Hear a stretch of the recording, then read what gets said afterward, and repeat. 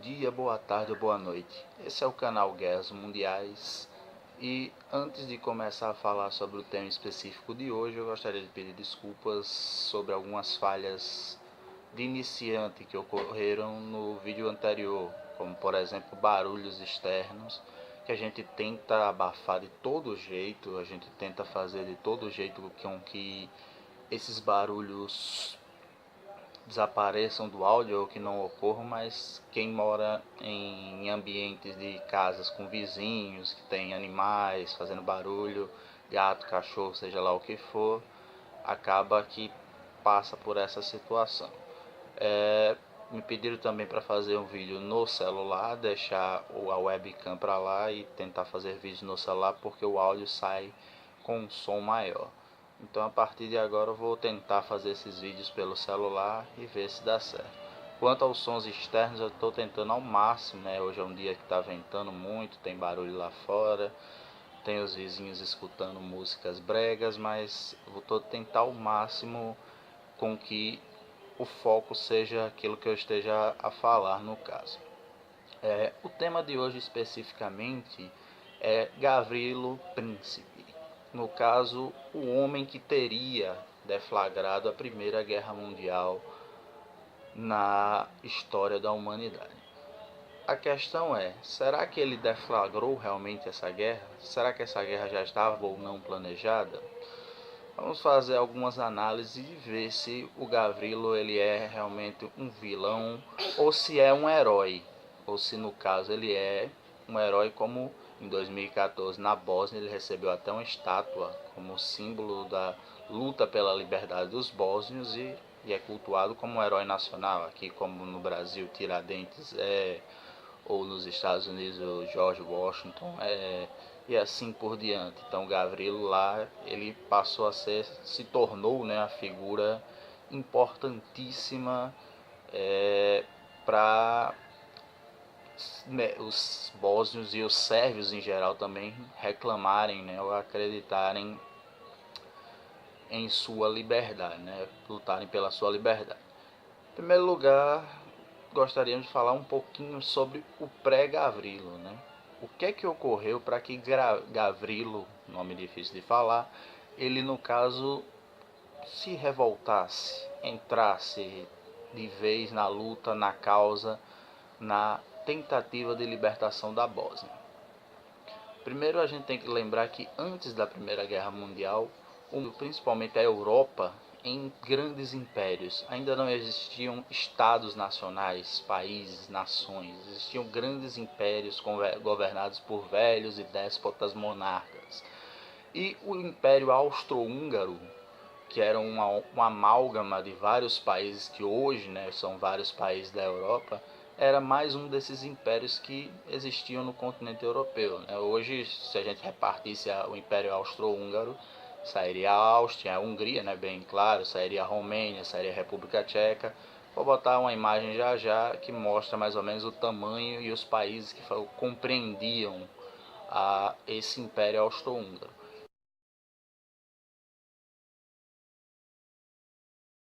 E era um império em expansão.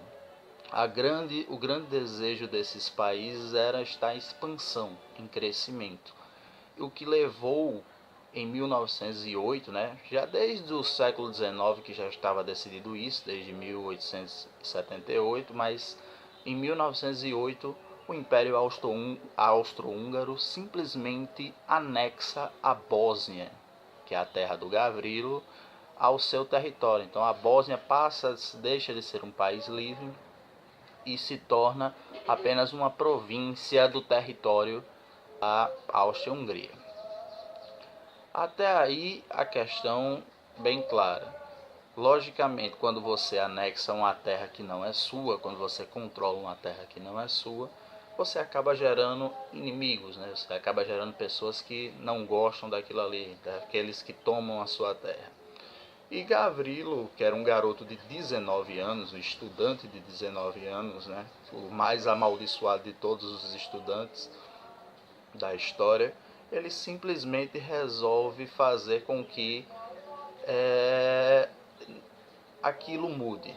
Ele não aceita aquele jugo da Áustria-Hungria sobre a Bósnia simplesmente ser uma província da Áustria-Hungria, e Gavrilo, apesar de se declarar muito tempo depois anarquista, um anarquista, ele tinha um ideal, uma ideologia, que era uma ideologia que se espalhava por toda a Europa, que era a ideologia dos pans. No caso, tinha o pan-germanismo, que era a expansão do povo alemão, o pan-eslavismo, que era o caso dele, especificamente, onde ele acreditava que todos os povos eslavos, ou todos os povos de origem e linguagem, eslava, que são aqueles povos do sul que se espalharam pela Europa Central e pela Europa Oriental, esses povos, todos eles deveriam se unir e formar, no caso, uma grande nação, um grande território. Seria um grande império, uma grande expansão desse território. A isso foi dado o nome pan-eslavismo, e era o sonho do Gavrilo. O Gavrilo queria, porque queria isso daí. E, logicamente, ele sendo um estudante apenas, ele não tinha condições nenhumas de ser alguém que mudasse essa realidade, que acabasse com esse jugo, da Áustria-Hungria. Então ele resolveu simplesmente se juntar ao grupo Jovem Bósnia. O grupo Jovem Bósnia, no caso, era uma organização terrorista, também de ideologia pan-eslavista, que acreditava que todos os países eslavos deveriam se unir. Inclusive alguns dos territórios que estavam na Áustria-Hungria, como o próprio território húngaro, era um território considerado eslavo e que deveriam se unir num só país. Essa ideologia do pan-eslavismo, ela também fazia parte, ou tinha como cabeça principal nela a Rússia, o Império Russo. O Império Russo Eslavo tinha como ideia anexar todos esses territórios e fazer deles todos um grande império, um império maior ainda do que o que já era, na época dos czares, do czar Nicolau II. E aí, no caso, o Gavrilo Príncipe, ele resolveu se unir ao Jovem Bósnia e, através de pequenas atividades que hoje a gente chama de terrorismo, ele resolveu começar a atacar o Império Austro-Húngaro, sem muito sucesso, sem muito interesse. Até que ele sabe da notícia de que o suposto, e eu digo suposto mesmo, candidato ao posto do Império Austro-Húngaro, e aí que fique bem claro, muitas vezes as pessoas dizem que ele já era, o cara que ia tomar o posto de imperador do Império Austro-Húngaro, do rei Joseph I, que até então pertencia ao rei, o velho rei Joseph I da Áustria. Mas não é bem verdade, ele era um dos grandes candidatos a assumir esse posto após a morte do seu tio. Porém, ele ainda não era a figura, ou não era a pessoa que estava confirmada como posse, ou como a pessoa que tomaria posse do Império Austro-Húngaro depois da morte do seu tio. Inclusive porque ele era uma pessoa de ideias reformistas, o Francisco Ferdinando, ou Franz Ferdinand, depende muito do livro de história que você pegue, ou do texto que você encontre, do livro em geral que você encontre. O Franz Ferdinand, ele no caso, ele tinha ideias muito liberais para o seu tio, Em relação ao seu tio, ele tinha ideias muito liberais. Ele acreditava que algumas das nações que estavam sob o controle da Áustria-Hungria realmente deveriam obter a liberdade, deveriam conseguir sua liberdade.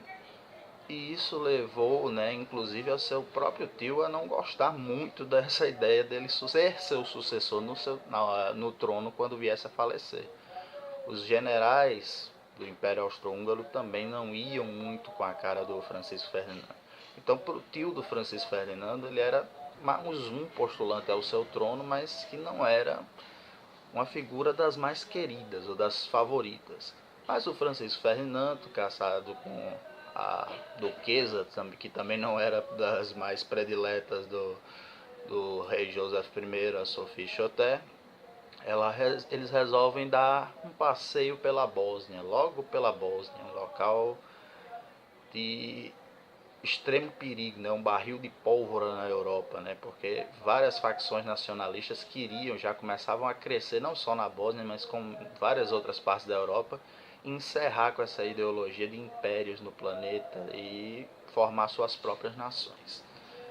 Chegou o momento em que o Gavrilo Princip soube da notícia, e ao saber da notícia ele resolveu, junto com seus colegas da Jovem Bósnia, armar alguma coisa para o Francisco Ferdinando. Como ele era postulante no caso, a se tornar o grande imperador do Império Austro-Húngaro, que era o império que controlava os bósnios, seria uma forma, né, de revide, né, seria uma forma de atitude de terrorista que chamaria a atenção de toda a Europa, ou pelo menos daquela região da Europa. O Gavrilo, então, ele resolveu tentar, né, criar alguma coisa junto com seus colegas para tentar chamar a atenção. Matar o Francisco Ferdinando, né, matar o Franz Ferdinand seria talvez a grande forma de chamar a atenção. Só que eles eram apenas garotos, apenas moleques, eram garotos estudantes e não tinham em si, né, armas, nem material, nem treinamento suficiente para isso. A partir daí é que entra na jogada ou na história a Sérvia. Estávamos falando de Bósnia. A Sérvia é um paizinho que fica ao lado da Bósnia e que também tinha dentro de si grupos que visavam a teoria do pan-eslavismo, ou seja, de todos os povos eslavos unidos em um só território, principalmente os eslavos dos Balcãs, região balcânica, a região que fica bem lá no abaixo, né, ao sul, né, nas montanhas do sul da Europa Oriental. E aí os sérvios estavam muito interessados em se livrar, ou pelo menos chamar a atenção, daqueles que eram, no caso, seus inimigos mortais, né, que estavam fazendo o que eles queriam, na verdade, que eram os austro-húngaros. E os sérvios, através do seu grupo conhecido como Mão Negra, né, ou outra facção terrorista, se uniu ao jovem Bósnia, treinou garotos como o Gavrilo Princip, que não foi só ele, treinou ele da forma para se preparar para aquilo que iria acontecer e simplesmente deu armas e formou um grupo terrorista capaz de encerrar ou capaz de resolver o problema dos eslavos, se assim eu posso. Até que no caso o Franz Ferdinand resolve, no dia 28 de junho de 1914, fazer um passeio pela Bósnia, conhecer, fazer turistar junto com sua esposa Sophie, turistar pela Bósnia. É o dia perfeito para Gavrilo e seus companheiros já treinados pela Mão Negra. Eles se organizam em ruas e tentam, né, dentro dessas ruas, conhecer o trajeto organizado pelo grupo do Francisco Ferdinando, né, o trânsito imperial, se assim eu posso dizer. Eles procuram descobre por onde o carro do Francisco Ferdinando vai passar, as principais ruas que o carro do Francisco Ferdinando vai passar, e resolvem que simplesmente devem matá-lo, né? Usam algumas pistolas, cada um fica com uma pistola, daquelas tamanho médio, que dá até para esconder no casaco, e esperam Francisco Ferdinando passar. O Francisco Ferdinando, antes de encontrar-se com seu destino com o Gavrilo Príncipe, ele no caso já tinha sofrido 2 tentativas de assassinato. As 2 falharam, graças principalmente à polícia e à defesa dos bósnios, o arqueduque. Inclusive, né, na segunda tentativa ele vai à delegacia fazer um protesto formal contra essas tentativas de assassinatos. Só que na terceira tentativa há um encontro entre os dois, né? Aí Sarajevo, né, a capital da Bósnia, onde estavam Francisco Ferdinando e Gavrilo Princip, simplesmente se torna o local mais terrível do mundo, né? A partir daí que as coisas começam a mudar, que as coisas no planeta começam a se transformar. Gavrilo, meio sem jeito, sem talento, porque por mais que tenha sido treinado pelos bósnios, foi treinado pelos sérvios, perdão, foi treinado por muito pouco tempo, simplesmente aponta a pistola na hora que o carro vai passando e atira. Atira uma, duas, três vezes e inclusive acerta a esposa do Francisco Fernando, que era uma coisa que quando ele soube depois que ela morreu, que acertou ela, ele até se assustou, porque não era do interesse dele assassinar a esposa do Francisco Fernando. E acerta o Francisco Fernando, né, que inclusive, como suas últimas palavras, olha para sua esposa, sua amada esposa, e diz que estava tudo bem, né, só que não estava. Ele acaba vindo a falecer, vieram a óbito, e sua esposa junto também vindo a óbito. Gavrilo foi preso, interrogado, negou, né, como todo membro de partidos ou de grupos terroristas negou o grupo terrorista para quem fazia parte ou para quem trabalhava. E aí, no caso, lembrando, ele não era do Mão Negra, ele foi treinado pelo Mão Negra. Essa é uma grande confusão que é feita nos livros de história. E negando, ele acabou indo preso, né? Ninguém acreditou que um garoto de 19 anos, mais outros garotos de mesma idade, estudantes, sozinho, tenham arquitetado um plano para matar um arquiduque. E ele acaba preso, indo inclusive para a Tchecoslováquia, né? Para um campo de refugiados, um campo de prisioneiros na Tchecoslováquia, onde 4 anos depois, né? Um pouquinho antes do final da Primeira Guerra Mundial, em 1918, ele vem a óbito devido à tuberculose, né? Ele não chegou nem a pegar pena de morte, só para ter uma ideia. E esse foi o fim de Gavrilo. A questão é, Gavrilo é um criminoso porque iniciou a Primeira Guerra Mundial, ou Gavrilo é um grande herói que lutou pela liberdade do povo bósnio, do povo sérvio, do povo eslavo, se assim por diante eu posso dizer. Agora a gente vai discutir essa questão principalmente. Primeiro vamos analisar a questão do herói. Gavrilo foi um herói? Pensando bem, vamos lá. Ele assassinou 2 pessoas. Ao assassinar essas 2 pessoas, lógico, não foi por causa disso, e mais à frente a gente vai falar sobre essa questão, mas não foi por causa disso. Mas esse assassinato acabou servindo como desculpa para o início de uma carnificina que levou à morte 20 milhões de pessoas, fora os 80 milhões de feridos. Então, dizer que Gavrilo foi um herói é meio complicado, né? Talvez ele estivesse lutando pela liberdade do seu povo, talvez a ideologia dele estivesse sendo a mais correta, talvez ele estivesse pensando no jugo que seu povo vivia e que deveria se existir, na verdade, um império eslavo reunindo todos os povos eslavos, o que provavelmente acabaria sobre o jugo, né, deixando a Bósnia, o jugo austro-húngaro no caso, levando para o jugo russo, muito provavelmente, que era o mais interessado no pan-eslavismo, até por ser o maior território, ou como de fato aconteceu, né? Acabou que a Sérvia, com o passar do tempo, a Sérvia anexou a Bósnia e, junto com outros territórios menores, acabou formando a Iugoslávia, né? O que também não foi bom para os bósnios.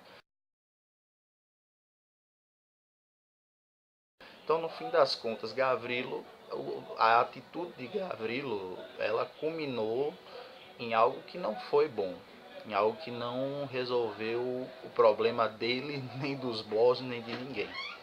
O que ele fez, na verdade, foi simplesmente começar um conflito que mudou a história da humanidade. Eu digo começar com uma ressalva porque já já a gente vai falar o outro lado, né? O lado do vilão. Será que ele foi um vilão mesmo?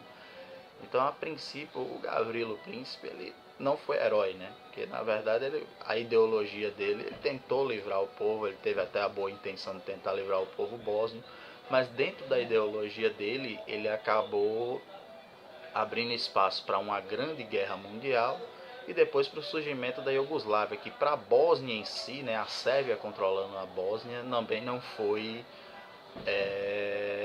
das coisas mais interessantes, né? Só lembrar de Slobodan Milosevic e companhia, né? E a guerra da Bósnia e tantos milhares de mortos que ocorreram na Bósnia.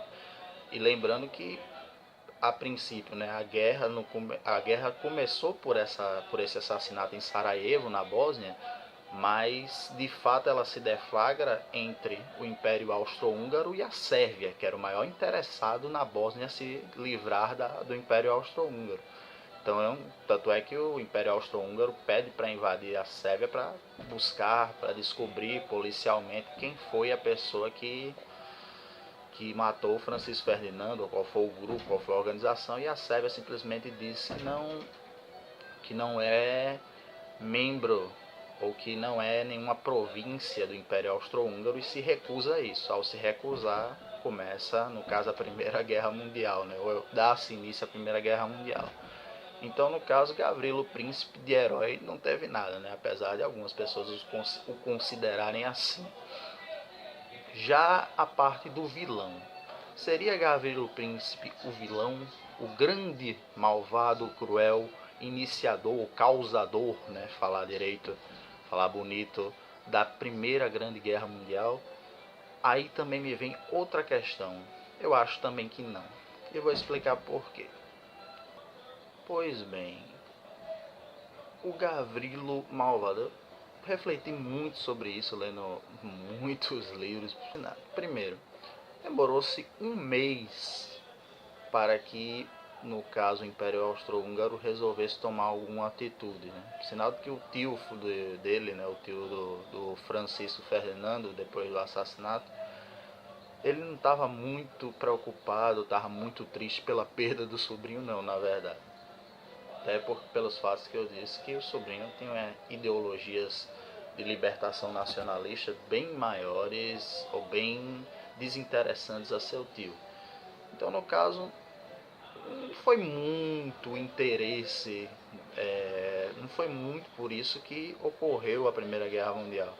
Deu-se um mês ainda para que começasse o Império Austro-Húngaro a tomar alguma atitude e ir atrás dos sérvios, né, principalmente, que eram os grandes responsáveis pelo assassinato, né, que tinham treinado Gavrilo e companhia. Então ele serviu ali de bucha de canhão, né, o cara que deu início, né, deu uma desculpa, né, para o início da guerra, mas que era uma guerra que já estava praticamente deflagrada. A Europa, né, o próprio Império Austro-Húngaro vivia naquilo que as pessoas chamavam de apocalipse alegre, cheio de valsas e festas, mas ao mesmo tempo um barril de pólvora, cheio de nações querendo, né, de territórios anexados pelo Império Austro-Húngaro, querendo liberdade, querendo libertação, querendo se tornar nações livres. Então, a população mesmo chamava aquele território de o seu império de apocalipse alegre. Então, assim, no caso, é bem curioso isso, né? Essa forma de chamar. E, no caso, o Império Austro-Húngaro demorou esse tempo todinho e usou como pretexto para invadir a Sérvia, né? E por quê? Porque eles queriam anexar também a Sérvia ao seu território. Isso levou, no caso, a Rússia, que era a grande protetora do Império Russo, a grande protetora dos povos eslavos, a também entrar na defesa da Sérvia, e a guerra em si ser deflagrada. Mas os motivos da guerra em si, será que o Gavrilo foi o motivo, como diz os livros de história? Eu, pelo menos, quando era mais jovem, né, lia nos livros de história lá do ensino fundamental e do ensino médio, que a Primeira Guerra Mundial tinha iniciado-se depois do assassinato do Francisco Ferdinando pelo Gavrilo Principe, ou seja, ele foi o grande causador, o grande vilão da história. Hoje dá para se ver que não, né? Hoje a pesquisa já cresceu muito, avançou muito, e hoje a gente consegue perceber que não foi o tiro do Gavrilo que começou a Primeira Guerra Mundial, longe disso. Já existiam muitos problemas, muitas tensões entre os impérios. Primeira tensão era o Império Germânico, que estava junto com o Império Austro-Húngaro no meio, entre três impérios que estavam aliados e que eram seus rivais, né? À direita, se assim eu posso dizer, no mapa mundi, né? No mapa mundi, o Império Russo; ao norte, né, acima, o Império Britânico; e a França, né, a democracia francesa, né, já era uma democracia no período de 1914. A democracia francesa estava à sua esquerda, né? Eles fizeram uma tríplice aliança ali. E essa tríplice aliança incomodava muito tanto o Império Austro-Húngaro como o Império Alemão, que foi o principal aliado do Império Austro-Húngaro durante a Primeira Guerra Mundial. Outra coisa a se chamar a atenção é o crescimento industrial desses países, né? Todos esses países estavam disputando territórios, estavam disputando colônias no mundo todo para que essas colônias lhe fornecessem matérias-primas para que pudessem crescer economicamente. A Alemanha em si, né, o Império Alemão em si, o Kaiser Guilherme II, que era o imperador da Alemanha naquele período, ele simplesmente chega a construir, né, para rivalizar com a Inglaterra, ele chega a construir um grande império naval, né, uma grande quantidade de barcos, navios, todos eles para rivalizar ou para fazer uma rivalidade com o Império Britânico. A Alemanha em si nunca esteve satisfeita com as colônias africanas a que teve direito, né, que foram muito poucas. Sempre reivindicou outros territórios, mais territórios para expandir seus impérios. Há também a questão da classe burguesa. A classe burguesa tinha interesse na guerra. O Jean Jaurès, que era o principal líder operário francês do período pré-guerra, Jean Jaurès já vinha avisando há muito tempo que as classes burguesas estavam reclamando dessas revoltas proletárias, né, das revoltas dos trabalhadores por mais direitos. E viam na guerra, ou viam na oportunidade da guerra, uma grande chance de começar, né, ou de encerrar com esses piquetes, né, essas lutas por maiores direitos, por maiores condições ou melhores condições de vida dos funcionários, de seus empregados. Então havia também uma classe burguesa interessada na guerra. Havia as disputas coloniais, como eu citei, na guerra. Havia a questão do nacionalismo, do medo de ser invadido, dos grupos que queriam unificar ainda mais o império ou expandir ainda mais os seus impérios, e outros grupos que simplesmente queriam se livrar daqueles impérios que faziam parte. Não é o caso da Bósnia, não é um exemplo principal o caso da Bósnia, mas outros territórios que também queriam se tornar territórios livres. Tanto é que hoje a Europa ela é fatiada em pedacinhos pequenininhos, né? Cada país um menor do que o outro. E isso se dá porque grupos étnicos muitas vezes foram reunidos em territórios, em impérios, em grandes impérios, sem que sua vontade fosse ouvida no caso. Então, além disso, o avanço bélico, né, o avanço da tecnologia bélica, muitas empresas estavam desenvolvendo armas, estavam desenvolvendo frotas navais, estavam desenvolvendo aviões, e aviões que iriam ser utilizados na Primeira Grande Guerra Mundial.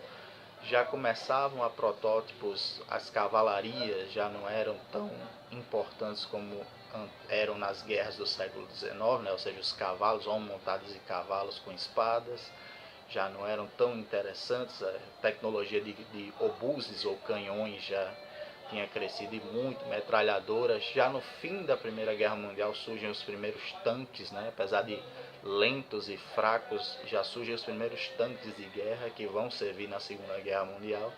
E essas empresas bélicas também tinham interesse na guerra, né? Tinham interesse de que se deflagrasse um conflito e dentro desse conflito eles pudessem ganhar muito dinheiro.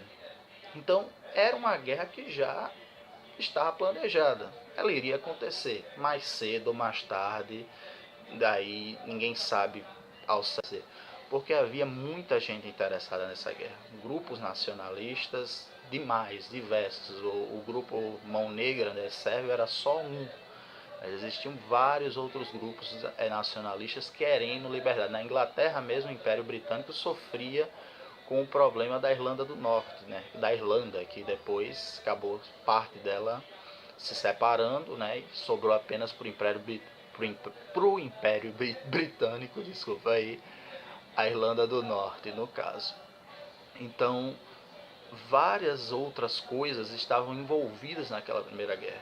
O que o Gavrilo fez foi simplesmente dar o tiro, né?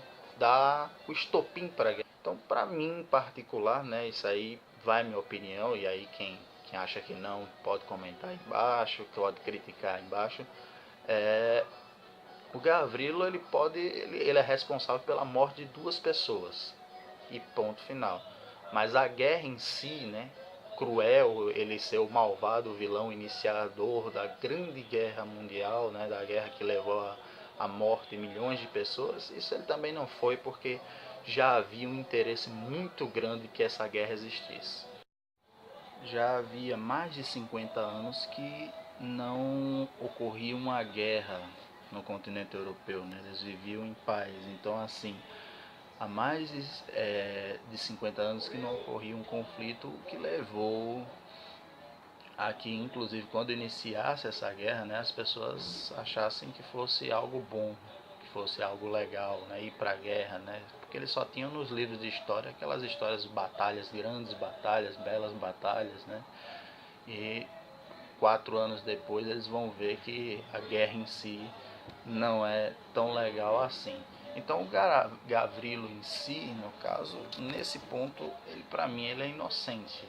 Na minha opinião, ele é inocente porque ele é responsável pela morte de 2 pessoas. Ele foi como um garoto da Jihad lá que o terrorista islâmico manda explodir num grande centro para chamar a atenção.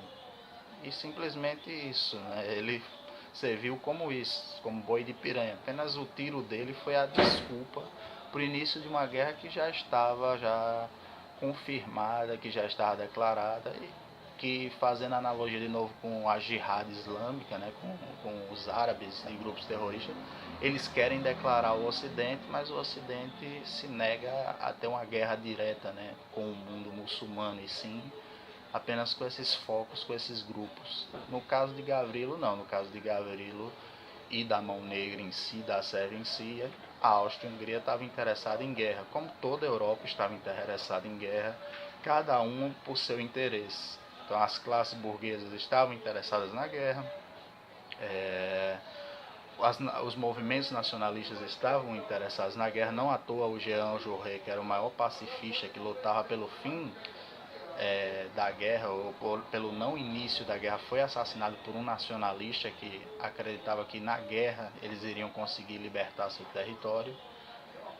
Existia ainda disputas territoriais, como da região de Alsácia e Lorena, entre a França e a Alemanha, que os alemães tinham vencido no século XIX e controlavam essa região de Alsácia e Lorena, que é uma região rica em carvão, que era fonte de energia, e os franceses nunca perdoaram isso. Os franceses queriam de volta esse território.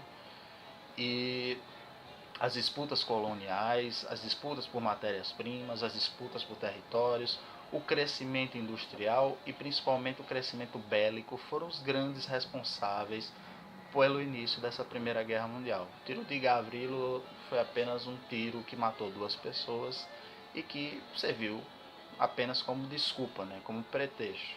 Então, no meu modo de ver especificamente, Gavrilo nem foi herói a ponto de merecer uma estátua,